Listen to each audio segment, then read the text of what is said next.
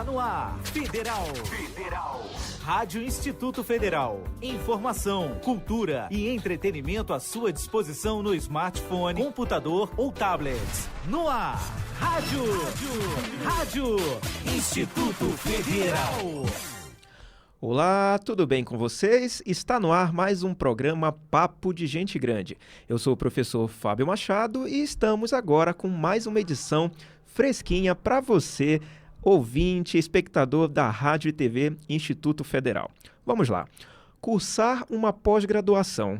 Quanto que isso pode impactar em seu salário e também nas oportunidades de crescimento no mercado de trabalho? São muitas opções disponíveis no mercado, mas muitos alunos têm dificuldades na hora de tomar essa importante decisão que é cursar uma pós-graduação. Quer saber quer tirar todas as suas dúvidas sobre como decidir a melhor pós-graduação para você? Então não saia daí, o papo já vai começar.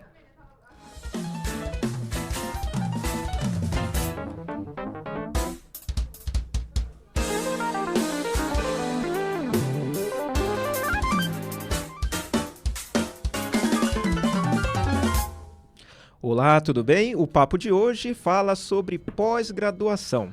A importante etapa na sua vida pode ser difícil, dependendo do caminho que você seguir, ou fácil, se você conseguir boas oportunidades e tomar as melhores decisões. Para bater um papo com a gente, convidamos a professora Sivanilza Machado, que é administradora, especialista em agronegócios, mestre em engenharia agrícola e doutora em engenharia da produção.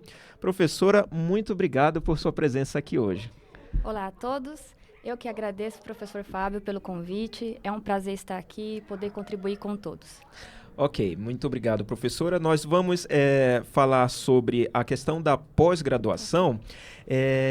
Nós sabemos que hoje, no Brasil, ainda não é tão comum a pós-graduação, né? Existem dados estatísticos que mostram que não é qualquer pessoa que consegue entrar na pós-graduação. Quando falamos em pós-graduação estrito sensu, a situação ainda é mais crítica, né? O mestrado e o doutorado. Como é que anda o panorama da pós-graduação no Brasil, professora? Sim, professor, é verdade. Infelizmente, as pessoas veem a pós-graduação como um bicho de 7 cabeças. E estamos aqui hoje exatamente para tentar mostrar que não é bem isso, né? Bom, os indicadores estatísticos são alarmantes, vamos dizer assim. É de conhecimento comum que todo mundo diz que a população de mestres e doutores hoje representam 2% da população brasileira, né?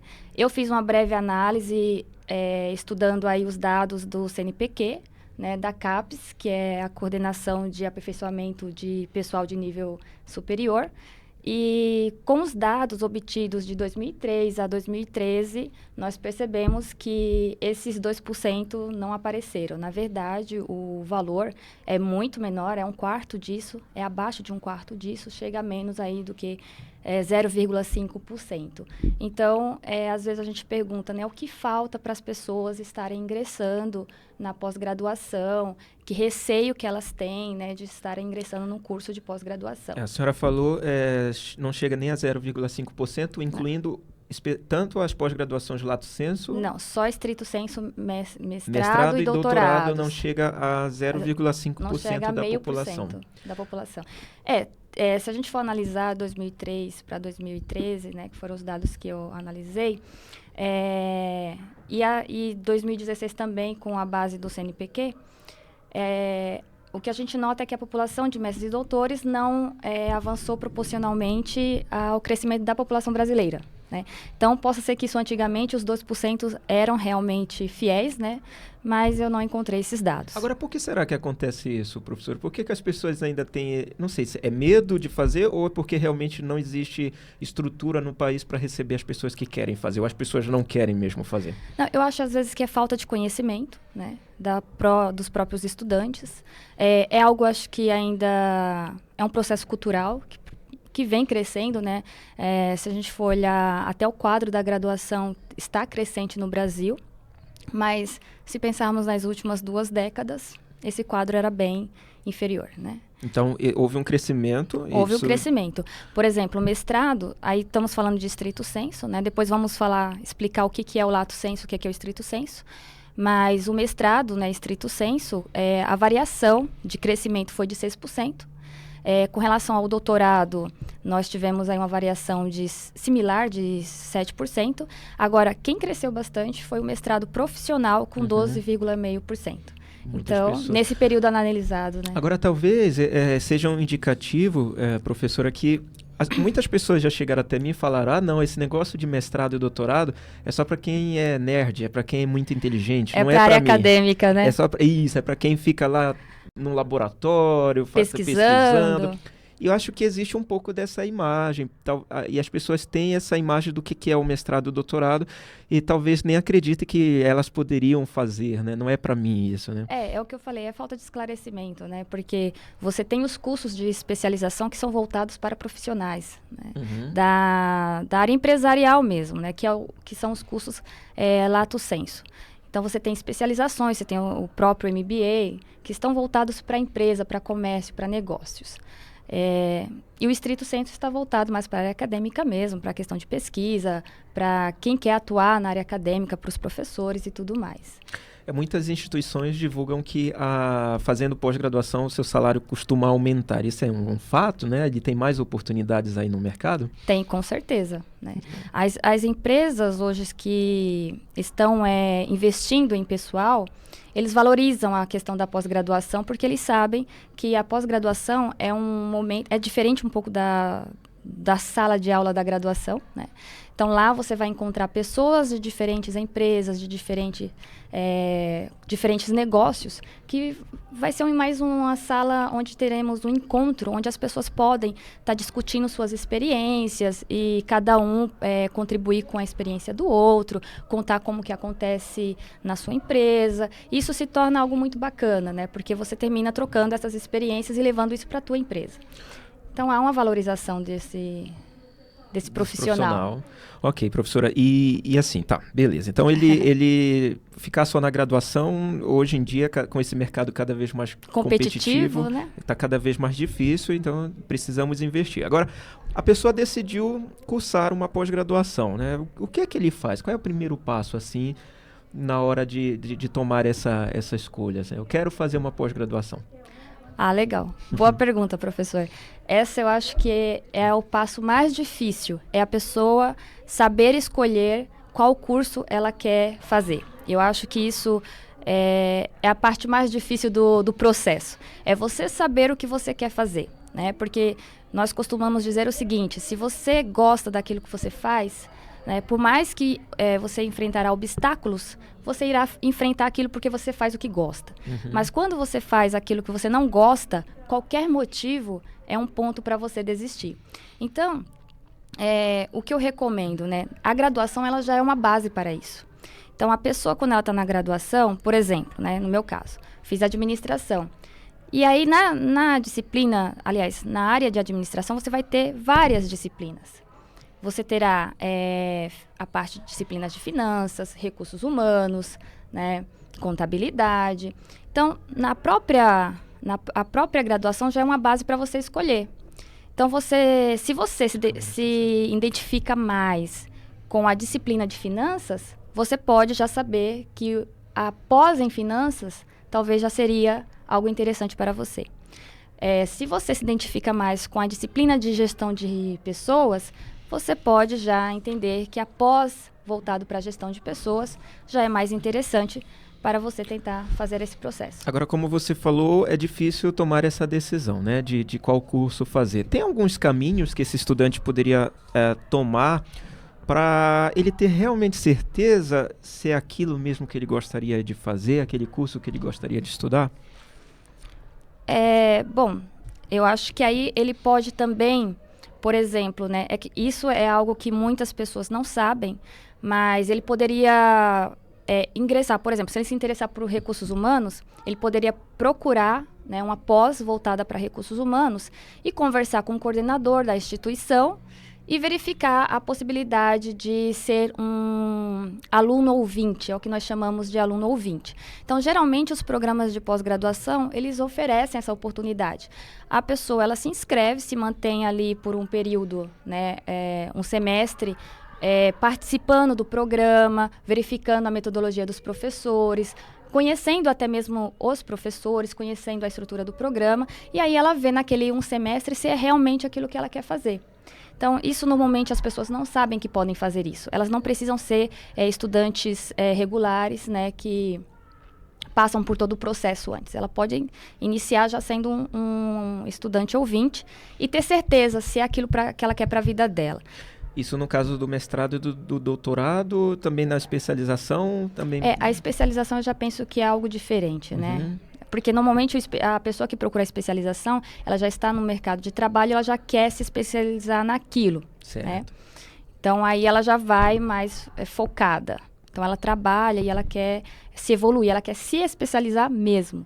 Então eu penso que é diferente, mas para mestrado e doutorado a pessoa pode buscar esses meios, né? Porque normalmente as universidades elas passam essas informações por catálogos, quando elas também participam de eventos, na TV aparece e tudo mais, mas é diferente, né? Da pessoa acessar o site e tudo mais. Isso é muito bom para você já fazer uma rede de relacionamentos ali dentro, já que você provavelmente, nós vamos falar sobre isso já, mas deve ter um processo seletivo, uma entrevista, e se você já conhece ali o corpo docente, os professores, fica provavelmente vai ser mais fácil. Agora, depois que ele escolheu o curso, já decidiu o que ele quer fazer, e aí quais são as etapas, o que esse aluno, esse estudante vai passar? Isso é bem interessante, porque assim, se ele escolheu o curso, ele sabe o que ele quer fazer, né? E aí ele já decidiu a modalidade, se vai ser lato sensu, no caso, quando nós falamos em lato sensu, estamos falando em especialização, em MBA, ou se será estrito sensu, que aí nós estamos falando em mestrado e doutorado. Ele vai passar normalmente, né, por 5 fases ou 4, depende muito da instituição que ele irá participar. Geralmente esse processo é uma prova escrita, né? Tem a prova de proficiência, porque precisa demonstrar habilidade em uma segunda língua, uma língua estrangeira, geralmente é o inglês. Passa-se também por uma análise curricular do currículo, por isso que é muito importante, principalmente os estudantes da graduação, fazerem iniciação científica, porque isso conta muito na hora da análise do currículo. Aí tem uma questão de edital, né, porque pode pedir ou não o projeto de pesquisa. Então, tem uma apresentação desse projeto de pesquisa e tem a entrevista. Então, tudo depende do edital, né? Entendi. E aí ele tem que estar atento, então, a esses editais para saber. Agora, isso na especialização, que as pessoas conhecem pós-graduação como, se você faz uma pesquisa rápida, elas entendem como pós-graduação só a especialização, que é aquele que vem logo depois da graduação. Isso. E às vezes, muitos não entendem que é tudo que vem após a graduação, por isso pós-graduação. Pós-graduação. Então, inclusive, a especialização, mestrado, doutorado e o pós-doutorado. E aí, pelo que a gente percebe assim, na prática, é que os cursos de especialização, que são cursos de pós-graduação lato sensu, como você bem falou, são mais fáceis de ingressar. Você vê que... Sim. Você tem muitas instituições que oferecem. A gente percebe que não tem tanto filtro do Ministério da Educação em relação a questões de qualidade. As instituições elas ficam bem mais soltas para oferecer, né? O que é diferente no mestrado e doutorado, que eles são muito mais cobrados, né? E aí uma pergunta que fica assim, ela tem que fazer a especialização, a pós-graduação lato sensu, e depois ela vai fazer o mestrado? Como é que funciona isso? É uma escadinha que ele tem que respeitar essa ordem? Eu acho até interessante a gente esclarecer alguns pontos, por exemplo, né? Realmente os cursos de lato sensu, né, as especializações, elas são mais tranquilas até no processo de seleção, porque vai depender muito da instituição. Tem umas que fazem prova escrita, outras só fazem a análise curricular e a entrevista, né? Por exemplo, no meu caso, quando eu fiz a especialização, eu só passei por uma análise curricular e uma entrevista. Eu não cheguei a fazer prova escrita, né? Então é mais fácil, é mais tranquilo. E também até a duração, né? Porque uma especialização, ela normalmente é de 18 meses, né? Ocorre ali em 1 ano e meio. Agora, um mestrado estrito sensu, já voltado para a área acadêmica, né? Ele já tem uma duração um pouco maior ali, com um prazo mínimo de 18 a um máximo de 24 meses. E um doutorado já é o mínimo de 36 meses e o máximo de 48 meses. Então, quando você pretende fazer uma especialização, isso é mais tranquilo. Quando você pretende fazer um doutorado ou um mestrado, isso já puxa mais. Mas né? aí ele pode fazer, né? Ele pode fazer os dois, por pode exemplo. Pode fazer os dois, não tem problema nenhum. E ele assim, pode fazer a especialização e depois ele pode fazer um mestrado ou doutorado, ou ele pode fazer mestrado e doutorado e depois quiser se especializar em algo. Não existe uma ordem, não. Então depende mesmo dos interesses da pessoa, né? Por exemplo, agora a especialização pode até ser interessante para ele se acostumar já com o ambiente acadêmico, né? Às vezes a pessoa trabalhou muito tempo em indústria, em empresas e fez a graduação há algum tempo e não conhece ainda essa rotina, que é uma rotina bem diferenciada do mundo acadêmico. Talvez a especialização fosse uma porta de entrada para ele talvez fazer um mestrado. Depois. Parece bem interessante, mas eu acho que a metodologia é um pouco diferente. Por exemplo, a especialização, principalmente para o mercado de trabalho, é muito voltado mesmo para essa questão da discussão, dos cases, desses estudos, para aprimorar e aperfeiçoar aquele profissional. Então, por exemplo, as questões de artigos científicos não são tão cobrados na especialização, né? A metodologia científica, ela não é tão, para pesquisa, ela não é tão focada na especialização. Já no mestrado e no doutorado, estrito sensu, sim. Né? Entendi. Aí você já tem uma cobrança maior, porque você, querendo ou não, tá se formando para trabalhar na área acadêmica e você está para pesquisar e novos métodos. O que também isso não interfere, por exemplo, se um profissional da empresa, mesmo que não queira atuar na área acadêmica, não interfere que ele não possa fazer um mestrado de estrito sensu ou um doutorado. Pelo contrário, isso vai valorizar muito o currículo dele, né? Tem muitos que fazem isso, né? Trabalham anos aí na indústria e depois eles decidem migrar para a carreira acadêmica para compartilhar esse conhecimento. Bem, eu segui algo muito escadinha, né? Fiz a graduação, especialização, mestrado, doutorado. Eu também. Nós somos, então, tradicionais. Somos tradicionais. Mas eu ouço notícias de pessoas, assim, que saíram da graduação e foram direto para o doutorado. Isso é possível? Como é que pode, assim, né? Como é que ele sai da graduação e já consegue ser admitido num programa de doutorado até de fora do país, inclusive, né? Isso é muito bacana, né? Existe até bom esclarecer isso aqui, porque muitos ficam, mas eu preciso fazer a graduação e depois fazer o mestrado, a especialização e o doutorado? Não, né? Na verdade, não existe uma lei que diga que você não possa fazer o doutorado após a graduação. O que é mais recomendado é que você, por exemplo, faça a graduação e vai fazer um mestrado para quê? Para que você se amadureça mais e não chegar tão cru no doutorado, porque o nível do doutorado, a cobrança é muito maior, né? Porque se pressupõe que se você está no doutorado, você já sabe base de pesquisa, já sabe revisão sistemática, já sabe várias coisas que são ensinadas, vários assuntos que são ensinados e abordados no mestrado, né? Agora, por exemplo, graduandos que fazem iniciação científica, né? Séria, estou falando de iniciação científica séria, de verdade, que vão pesquisar, que vão fazer análise estatística, que vão saber já de estudos de banco de dados. Até publicam artigos. Em revista e tudo mais. Ou seja, já tem uma base consolidada na graduação. Esse aluno tranquilamente pode fazer um processo de doutorado que ele não vai sofrer. E pode fazer direto, né? E ele não vai sofrer nenhuma pressão, porque ele já sabe. Sim. Agora, por exemplo, um estudante que faz uma iniciação científica não tão séria, não sabe ainda pesquisar, ou não fez nada. Aí ele vai tentar já um doutorado direto, ele vai sofrer bastante. Por quê? Porque a pressão... Se for aceito, né? Se for aceito. Que é muito raro. É, muito raro. Então, o que a gente recomenda? Apesar de ter essa liberdade, é recomendável que faça o mestrado primeiro. Né? Por quê? Para ter exatamente essa base. Porque o mestrado você vai ser cobrado, mas não tanto quanto no doutorado. Sim. Né? Então, no doutorado, a independência é até muito maior do estudante, né?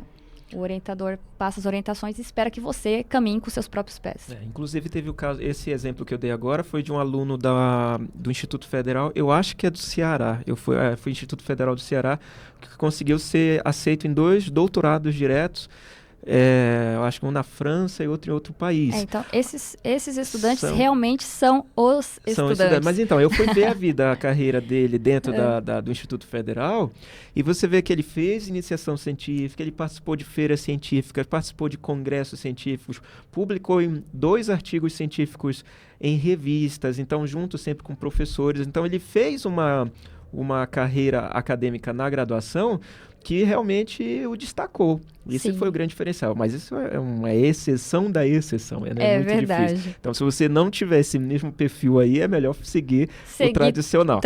Agora, já escolheu a modalidade, o que o aluno faz? Já sei se eu quero fazer estrito sensu, se eu quero fazer um mestrado, se eu vou fazer especialização, e agora? Agora é escolher a instituição de ensino, né? E aí, o que a gente costuma dizer e ver, né? Ver isso é frequente, né? As pessoas escolhem muito a instituição pelo nome. É a questão da marca, né? Podemos falar aqui algumas? Claro, pode. Então, eu quero fazer USP, eu quero fazer Unicamp, a Unesp, enfim, várias instituições, né? Mas o que a gente recomenda? Que antes de você escolher pelo nome da instituição, a primeira coisa é você saber se ela oferece aquele curso que você quer fazer. Certo. Às vezes você quer fazer um curso que aquela instituição não te oferece. E aí, você vai ficar sem estudar por causa disso? Não, né? Então, o que a gente recomenda? É utilizar o critério da nota, né? A nota do curso da instituição. Então, em vez de escolher pelo nome, né? Não dizendo que o nome não é importante, pelo contrário, o nome é muito importante. Mas escolher pela nota do curso. Não é só o único fator que ele deve considerar, né? Tem que considerar muitos outros fatores. Eu estou aqui citando um só deles, que é a nota. Então, por exemplo, você tem instituição que tem um curso de medicina nota 7, que é a maior nota que nós temos, né? Mas, por exemplo, para engenharia, essa mesma instituição tem uma nota 3. Por quê? Porque as notas dos cursos, eles passam por avaliações, né, da CAPES, e até o ano passado era em 3 anos, essas avaliações ocorriam periodicamente, mas agora está sendo em 4 anos. Então, o que acontece? Um curso de nota 3, ele é recomendado pela CAPES ao seu início, né? Então, o que você tem que observar? O estudante tem que observar a nota desse curso. Se ele for um curso nota 3, ele pode iniciar? Pode, não tem problema nenhum. Mas se você escolher uma instituição que tem uma nota com curso nota 5, nota 6, nota 7, vai ser muito melhor, né? O que isso não quer dizer é que os cursos com nota 3 não são bons. Não é isso. Os alunos têm que tomar um cuidado para não julgar mal isso daí. Porque todo curso que se inicia, ele tem a nota 3, né?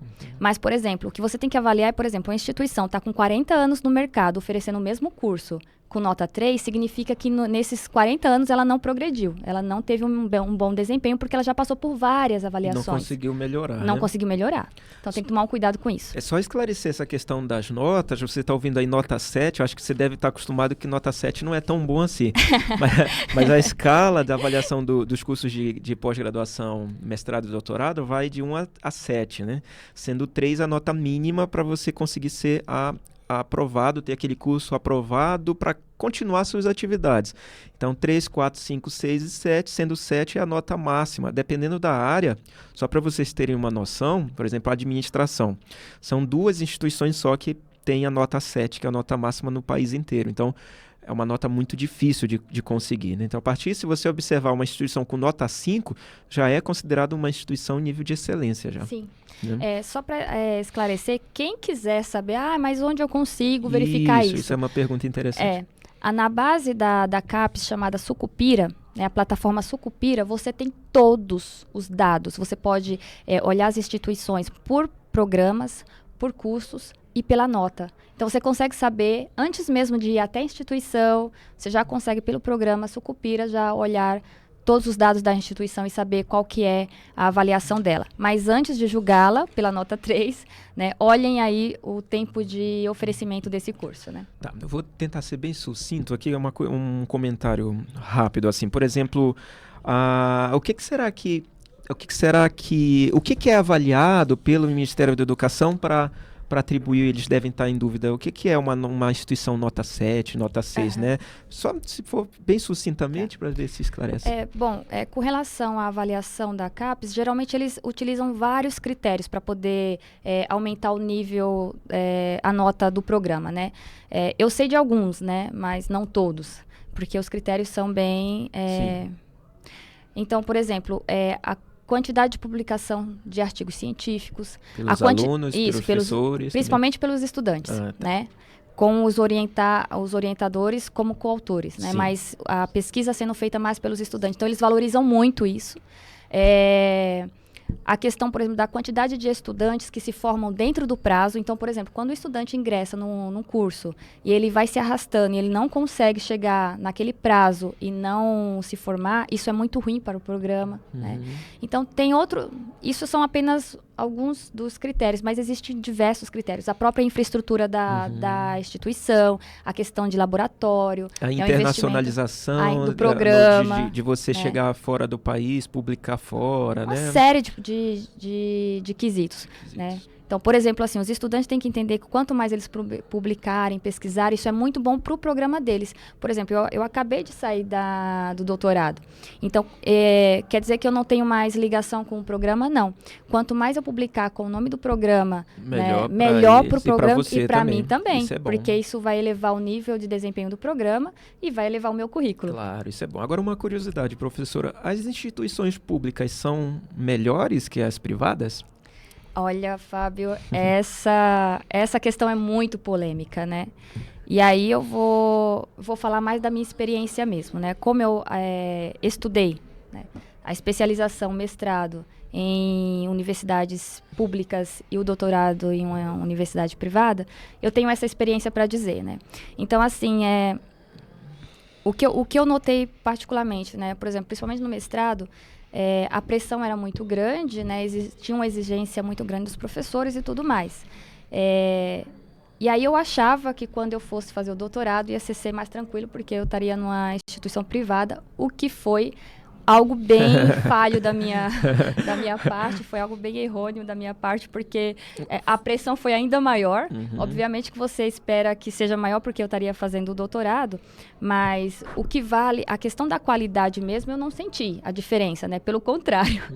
Eu digo que eu sofri mais pressão na privada, né? Na instituição privada do que na pública, né? Porque na privada, por exemplo, eu tinha encontros semanais com a minha orientadora, então ela me cobrava semanalmente, né? Não tinha como fugir. Não tinha como fugir, né? Tinha que ir. Na pública, não, né? Eu marcava lá com o meu orientador, de vez em quando, ia lá, mostrava os trabalhos, então era um pouquinho diferente. Então, na questão de qualificação, assim, de cursos, eu não senti essa diferença na qualidade Por isso que você tem que avaliar. Eu estou falando da minha experiência com relação à instituição que eu participei. Mas, olhando o quadro dos professores da instituição que eu participei, são altamente qualificados. Então, o que eu recomendo? Que a pessoa ela olhe primeiro os docentes, para verificar se aqueles docentes são pessoas profissionais da área, se tem aquela capacidade, né? Agora, em questão de ser pública ou privada, eu acho que isso depende muito. Obviamente que a gente prefere que seja pública. O valor da mensalidade. O valor da mensalidade, né? É de zero ou... exatamente, ou vai né? Bastante. Normalmente são cursos caros quando São você vai para a instituição privada, né? São caríssimos. Mas a instituição privada também, as pessoas que não sabem, que não conseguem passar no processo seletivo de pública, tentam uma instituição privada. Eles têm várias bolsas de ensino, tem Embora não seja descontos. tão mais fácil você entrar, né? Não. No mestrado, doutorado. Não é como na graduação, que o só se inscreveu e tá tudo certo. Não, existem filtros, existem processos seletivos e não é fácil, não, é difícil entrar. É bastante difícil. E, professora, a questão o que eu ia falar da pública privada, assim, eu ia falar... Um exemplo clássico, por exemplo, em administração, nós temos a Universidade de São Paulo, que é uma instituição pública, e a Fundação Getúlio Vargas, que é uma instituição privada. As duas possuem a mesma nota pela CAPES, ou seja, então não dá para tomar a decisão só porque é pública que vai ser melhor, e depende da área. A própria USP existem cursos com notas mais altas e cursos com notas mais baixas. Você tem que analisar com muitos critérios, como muito bem a professora falou. Para você que está nos assistindo, vamos fazer um rápido intervalo. Na volta, a gente fala sobre o processo seletivo para ingresso, nos cursos estrito sensu, mestrado e doutorado. Não saia daí, a gente volta já. Eu tenho 15 anos. Meu prato preferido é lasanha. Beterraba? Nem pensar. Sou do signo de câncer, mas não acredito muito nessas coisas. Me amarro em música pop, sou apaixonada por livros e adoro dias de chuva. Prazer, eu sou a Bianca. Para doar sangue, você precisa conhecer a pessoa? Pronto. Agora você já conhece a Bianca. Seja para quem for, seja doador. Procure o Hemocentro mais próximo. Na última década, os transplantes de órgãos cresceram 84%. As cirurgias cresceram 619%. E os atendimentos de urgência cresceram 627%. As doações de sangue precisam acompanhar esse crescimento para atender a milhares de pessoas que dependem da sua solidariedade. Esse gesto está em suas mãos. Seja para quem for, seja um doador. Procure um Hemocentro mais próximo. Muita gente faz da cidade uma lixeira. É um cigarrinho ali, uma latinha aqui, um papelzinho lá. E o lixo só cresce nas calçadas, em terrenos baldios e na natureza. Isso polui o meio ambiente, entope bueiros, causa enchentes, doenças e até mortes. Você pode evitar tudo isso. Jogue o lixo no lugar certo. Ministério Público. Governo do Espírito Santo. A água é um bem precioso, usado para cozinhar, para aguar as plantas, assim como para nos hidratar. Mas você sabia que esse líquido que a gente bebe todos os dias pode acabar? Por isso é preciso economizar a água que consumimos. Aí vão algumas dicas. No banheiro, feche a torneira enquanto escova os dentes ou faz a barba. E estipule um tempo aproximado de 5 minutos para o seu banho. Na cozinha, feche a torneira enquanto ensaboa a louça e só volte a abrir quando for para enxaguar. E na parte de fora da sua casa, use um balde para lavar o carro e a calçada. O uso de mangueira aumenta o desperdício de água. Faça a sua parte. Juntos podemos fazer um mundo melhor. Uma iniciativa do Instituto Federal de Educação, Ciência e Tecnologia do Rio Grande do Norte. Rádio Instituto Federal. Informação, cultura e entretenimento. Rádio Instituto Federal. Olá, caro ouvinte, espectador da Rádio e TV Instituto Federal. Eu sou Fábio Machado e estamos de volta com o programa Papo de Gente Grande, que trata nesta semana sobre a pós-graduação no Brasil. Será que é importante? Como que você pode se inscrever, estudar uma pós-graduação e de que forma essa pós-graduação pode te ajudar na sua carreira? Para bater um papo, nós convidamos a professora Silvanilza Machado, que é professora do Instituto Federal de São Paulo no campus Suzano, para bater um papo com a gente. Estamos de volta, professora. Olá, novamente. Vamos lá. Agora vamos continuar, né? Vamos continuar. Vamos falar agora sobre o processo seletivo. Acho que esse é o maior temor das pessoas. Quer dizer, mexe muito com a questão da confiança. Será que eu consigo? Eu posso? E aquele estigma que a gente conversou agora há pouco, né? Quer dizer, eu acho que isso não é para mim. Porque é coisa de... bicho de sete cabeças. É só para pessoas inteligentes. Eu não vou... E a pessoa acaba deixando isso pro lado. Né? É triste essa realidade. É uma realidade triste, nem sempre é assim. Às vezes eu conheço pessoas que vieram ali, estudaram até instituições mais populares, não tiveram uma boa formação, mas lutaram e conseguiram aí entrar em programas. Eu também sou um. Eu sou um caso. Como que funciona o processo seletivo para pós-graduação, professora? Bom, o processo seletivo, né, já diz o próprio nome, né? Então tem aí o objetivo de selecionar candidatos para os cursos. Então, o que o estudante tem que fazer? A primeira coisa é ler, né, o edital, detalhe por detalhe. Como eu falei, ele vai passar, dependendo do edital de cada instituição, porque isso é independente de cada instituição, né? Então, não quer dizer que um edital vai ser igual para todas. Mas você tem que ler atentamente essa questão do edital. E, geralmente, você vai passar por até 5 processos, né? 5 etapas, que é a prova escrita. Então, você tem que observar, por exemplo, no edital, o que está sendo pedido e vai ser abordado na questão de prova escrita. Então, e o mais interessante nessa dica que eu vou dar agora da prova escrita é o seguinte: não fiquem achando que a prova será de alternativas. Não é. O programa, ele quer... a intenção da prova escrita é saber se a pessoa tem o poder de dissertar, de argumentação. Então, normalmente, são questões abertas, né, sobre os temas. Então, tem uma questão lá, né, e aí você tem que dissertar sobre aquela questão. Então, são temas abertos, então você tem que ler muito e ler bastante. Então, não tem como fugir, vai ter que estudar para fazer a prova. Tá ok? Não é só se inscrever lá e entrou, né? Não. Vai ter que estudar e vai ter que mostrar que você tem esse poder de dissertação, de argumentação, porque você vai escrever muito e fazer muita pesquisa. Então, eles querem saber se você tem essa capacidade. Isso no mestrado e doutorado. Especialização, não. Especialização já é mais tranquilo, né? Normalmente é só... só entrevista e análise de currículo. Se for instituição privada, normalmente nem tem, né? Nem tem. Algumas, né? Né? Não tem a prova. Não tem né? nem a prova. Agora, por exemplo, a prova de proficiência, geralmente o que eles fazem? Eles pegam parte de um artigo científico, né? E aí depende. Algumas instituições vão pedir para você traduzir aquela parte daquele artigo, né? Traduzir ipsiliter, né? Então, igualzinho do jeito que está lá.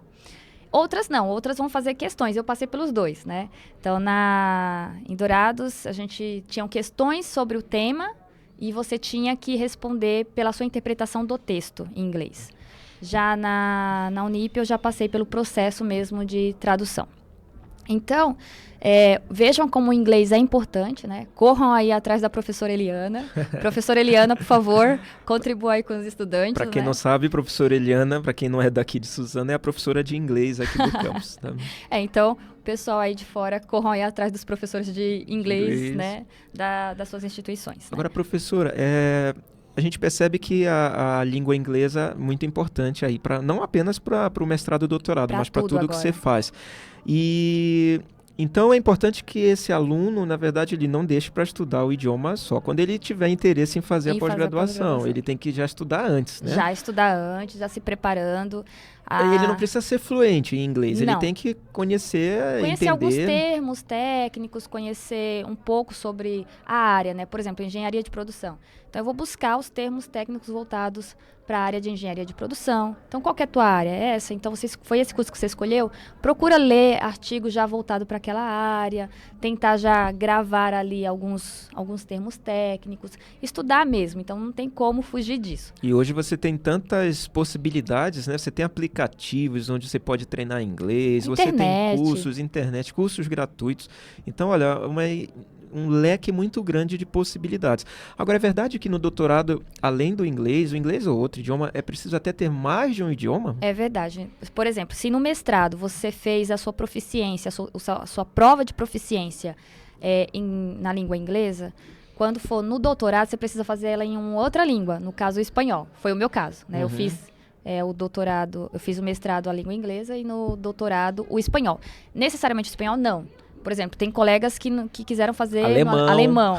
Se você quiser italiano. Fazer alemão... Só não pode repetir o do mestrado, que é o inglês. Mas pode fazer outras línguas, né? Não tem problema. Agora, se você está perguntando para que isso, né? Por que eu preciso de dois idiomas, é porque um dos objetivos aí da ciência é compartilhar as descobertas, internacionalizar. Então, você vai precisar consultar o que os outros países estão falando sobre aquele seu tema. Tem programas hoje que a própria tem disciplinas, disponibiliza disciplinas já no idioma inglês, né? Para quê? E não só a disciplina, mas tem teses já sendo formatadas, sendo defendidas, né, no idioma inglês, para poder a instituição internacionalizar os seus projetos, suas pesquisas. Então, é uma forma aí crescente. Aqui no Instituto de Suzano, nós temos alguns cursos FIX, que são cursos de formação continuada, rápidos, de inglês. Eu acho que são umas 3 turmas. Procure aí no seu Instituto Federal, quem sabe não tenham cursos também gratuitos de inglês e já para você já tendo esse contato, ainda que você esteja no curso técnico e na graduação, já pense aí para o seu futuro, para quando você chegar na pós-graduação você já não vai ter essa barreira, que é uma barreira assim importantíssima para ser vencida, né? É verdade. Então vamos continuar. Voltando para a questão do processo seletivo. Você fez a prova escrita, tem aí a cobrança do idioma, proficiência. E o que o estudante deve fazer agora? Então, aí também tem a análise do currículo, né? E aí o currículo do estudante, ele tem que colocar tudo o que ele fez. Até aí o pessoal tem muita dúvida sobre o que colocar no currículo. Coloquem tudo, né? Até aquilo que você acha que não é importante, coloque. Porque isso vai demonstrar que você, por exemplo, participação em eventos. Coloca? Sim, deve colocar. Né? Participação em congressos, foi numa feira, põe tudo. Né? Participou de uma entrevista, põe tudo. Tudo é importante. Porque isso contribui. Agora, eu acho que o mais importante é observar o edital. Por exemplo, vai ter instituições que vai cobrar o projeto de pesquisa. Aí, esse talvez seja um dos momentos, né, críticos do processo. Porque o estudante, qual que é a ideia? Como eu falei, é ele já saber as linhas de pesquisa da instituição, já saber os professores e já fazer o projeto de pesquisa já pensando em uma das linhas, certo, né? Para poder atender e falar assim, olha, numa entrevista, falar, olha, eu estou com esse projeto de pesquisa que irá contribuir. Até estudar os currículos dos professores, sim, né? O que eles estão sim, pesquisando. Sim, para você pesquisar os currículos dos professores, basta você acessar a plataforma Lattes, né? Geralmente todos os professores de pós-graduação têm o currículo no Lattes e você acessa e tem essas informações. Então você já faz um projeto de pesquisa voltado para uma linha, né? E defende isso, que você vai contribuir para a evolução daquela linha. Não quer dizer que quando você ingressar, passar por todo o processo, você irá trabalhar com aquele projeto de pesquisa. Às vezes o professor te põe para trabalhar com projetos que já estão em andamento. Perdão. Certo. Né? Ok, acho que é mais tá claro. isso. E essa entrevista, na verdade, tá beleza. É só para os professores se certificarem que realmente você tem condições. Vamos lá, nós temos ainda 5 minutos de programa. Ai, meu Deus, então vamos adiante. Vamos falar sobre algumas curiosidades em relação ao nosso tema. Professora, acredito que seja uma dúvida de muitos isso que eu vou falar. Uhum. Para fazer pós-graduação, mestrado, doutorado, é preciso ter a mesma formação básica que você teve na graduação? Por exemplo, um mestrado, um doutorado em engenharia da produção, você precisa ser engenheiro de produção na graduação? Muito interessante essa pergunta, né? E eu acho que é uma curiosidade aí para todos, né? Não, Fábio, realmente não precisa. É o nosso, pelo menos eu acho que é o nosso caso, né? Fiz administração, fui fazer engenharia agrícola, fui fazer engenharia bem diversificada a sua formação, hein? Eu vi.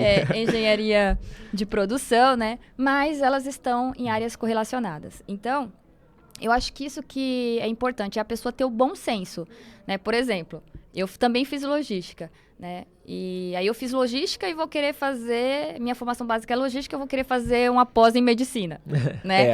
Aí nem passo pelo processo seletivo, tá certo? Eu acho que o que vale é o bom senso. Então é aquilo que eu falei lá no começo, né? Se você fez administração, tem habilidades, afinidades com a disciplina de gestão de pessoas, vai fazer uma pós de gestão de pessoas. Você não precisa fazer a base em administração, pós em administração, MBA em administração, doutorado em administração. Né? Vai procurar se especializar em algumas áreas específicas. Então, eu acho que aí vai muito o bom senso. Então, você não precisa ter a formação básica, né? Até mesmo porque você fica muito restrito quando você faz, por exemplo, engenharia agrícola, a base, aí mestrado em engenharia agrícola, depois doutorado em engenharia agrícola. A não ser que você queira ser muito especialista naquilo. Aí tudo bem, aí é uma questão muito particular da pessoa, né? Só que aí a tua área vai ser muito restrita à engenharia agrícola. Entendi, muito especializado ali, né? Muito. Então seria legal ver assuntos que se conversem, exatamente, que assuntos que possam se conversar. E isso vai fazer com que você tenha mais experiência, né?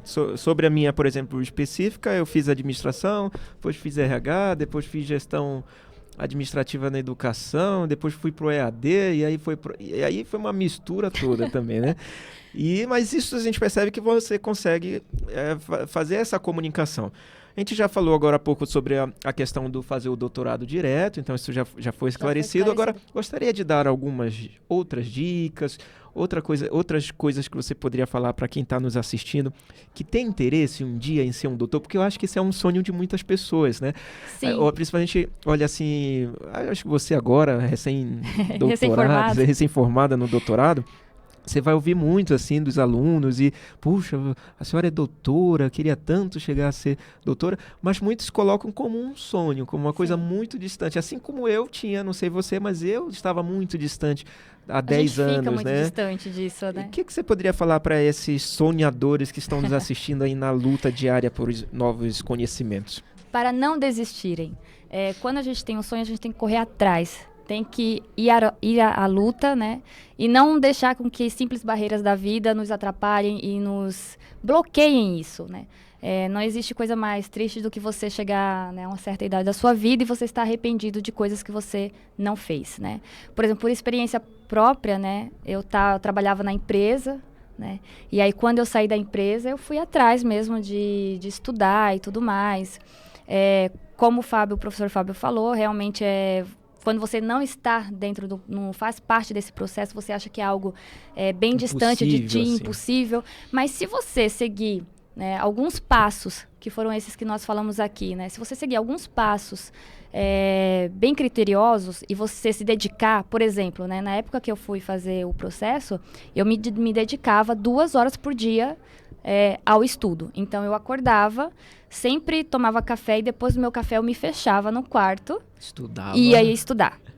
Então, não tem como. Eu passei 2 meses estudando e foi o suficiente para eu poder conseguir fazer aí o processo seletivo e ser aceita. Mas é algo que tem que ser de você, né? E tem que ser todos os dias. Isso sem exceção do sábado e do domingo, viu?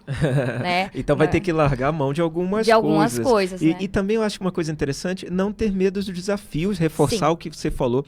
A própria professora Silvanilza foi recentemente para um congresso. Qual foi o país, professora? França. Foi para a França apresentar um artigo científico. Veja só, um lugar que longe, com várias pessoas falando inglês, francês, e ela foi lá, apresentou, foi em inglês? Foi em inglês. Inglês, quer dizer, você sabe que uma coisa é você pegar um texto, ler, entender, outra coisa é você para uma plateia e apresentar, e ela não teve medo e foi lá e enfrentou. Não tive medo, mas saí de lá bronqueada com um chinesinho. Normal, mas a gente não pode perder esse medo do desafio, é acreditar em você, né, e ir em frente. Tem que enfrentar, porque é a única forma de nós evoluirmos, né? Como que eu vou conseguir aprimorar essa questão do inglês? Lá em casa, na época, quando eu fui fazer, 1 mês antes de ir pro congresso, foi obrigatório todo mundo falar inglês. Na sua casa? Sim. Ah, legal. Então eu isso, fiz vários vocabulários, colocava na sala, na cozinha, no banheiro. Aí eu escovando os dentes de manhã lá e lendo as palavrinhas e tudo mais. E falando só inglês. Aí aquilo que não entendia, aí falava português, mas se tivesse na lista lá, tinha que falar algo da lista e depois incluía. Então, boa dica, hein? Tudo depende da persistência da pessoa. Eu quero fazer, eu quero isso para minha vida, então eu vou correr atrás. Muito bom, professora. Então, chegamos ao fim da nossa apresentação. Gostaria de agradecer a sua preciosa participação aqui. Muito boas dicas, legal. Muito obrigada, professor, pelo convite. É sempre bom contribuir. Se o pessoal ainda tiver dúvida, se quiserem me mandar e-mail para poder conversar, silvanilzamachado@ifsp.edu.br. Ok. E aí, é só me mandarem que a gente vai conversando. Eu estou sempre aberta aí a discussões. Isso aí. A você que nos acompanhou, muito obrigado pela audiência. Nos falamos na próxima segunda-feira, 1h30 da tarde, aqui no programa Papo de Gente Grande. Até lá. Tchau, tchau. Abraço a todos.